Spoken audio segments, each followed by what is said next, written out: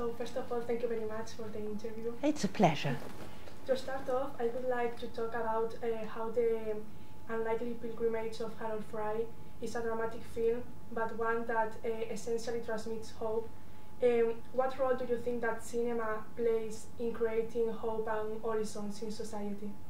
Well, it very much depends on the script you have. In this film, what's interesting about this film, and in most things that you want to do, what I want to do, is that you start emotionally in one place and end up somewhere else, and that's the journey you make. So it starts from a marriage that is fractured to, in the end, a redemptive story. But along the way, they have great difficulty in getting there, particularly Maureen, who's Harold's wife. Sometimes films help us to remember or rethink things, even if everyone assimilates the films in a different way. Do you think that this film is one of those that help us to remind what is important? Waiting for something. Mm-hmm. Did you say waiting? What is important? Do you think that this film is one of those that help us to remember what is important? Oh, what is important in there? Well, hopefully. I mean, I don't think it goes out to dictate what you should think and what you should do. But it certainly, because of the storyline, you do recognise that. And then Harold and Maureen, the married couple in this, recognise that in the end, what is important is it is a story about their marriage and the grief that has caused their marriage to fracture. So it does remind you of what is important in the end, which is actually kindness, really, and the kindness of strangers. In the Unlikely Pilgrimage of Harold Fry, there is a recurring contrast between, and I say the words that are, I use the words that are mentioned in the film, between more logical view and a more non-religious faith view. Yes. What is the film trying to express with that?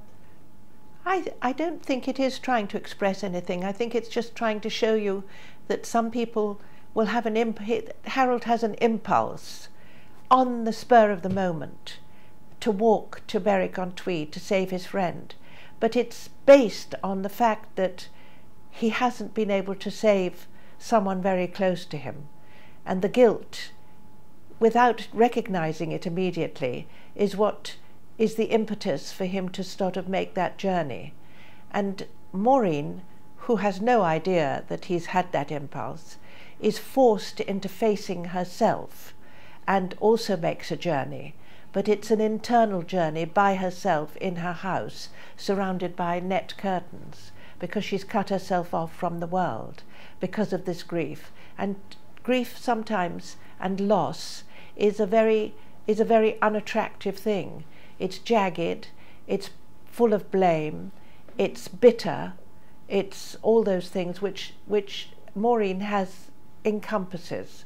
And Harold, in a way, on an impulse, breaks away from that and wants to do something with his life. And along the way, he meets a lot of people, and it is the kindness of strangers. And he meets people who join in his quest for their own reasons. And in the end, he realizes it's for their own reasons and breaks away from them and continue. And then Harold and Maureen come together because she recognizes she has to make changes in her life because he's made changes, but he's the impetus for that.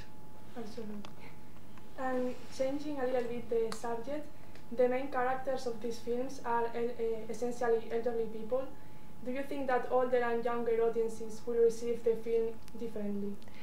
I really don't know how younger audiences will receive the film. I mean, there are a lot of younger people in it who I hope they enjoy it. I mean, who knows? I haven't. It's only just opened, so we'll have to wait and see. But if you enjoyed it, I'm hoping. I think they will. So I'm hoping other people will. Yeah. Do you think do you have the feeling that there are more and more films with older protagonists, or do you miss more of them? Do you think that older audiences would like to feel more identified on the big screen? I think that people are more realistic about the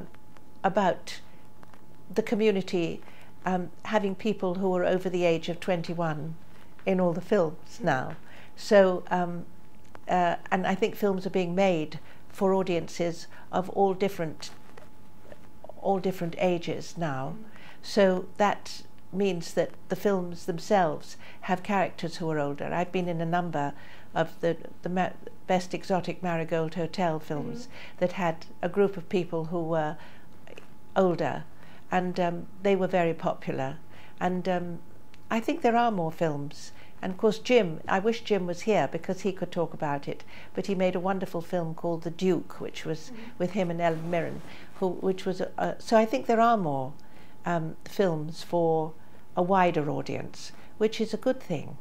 And I suppose that in the end all of us can be reflecting a history that doesn't have an age. I don't know. No, I think that's true, and I think in Spanish films there are more films with older people in them too, because that is the community, you know. The community is full of all ages. Thank you very much. Thank you. Very nice to meet you. Nice to meet you too. Thank you.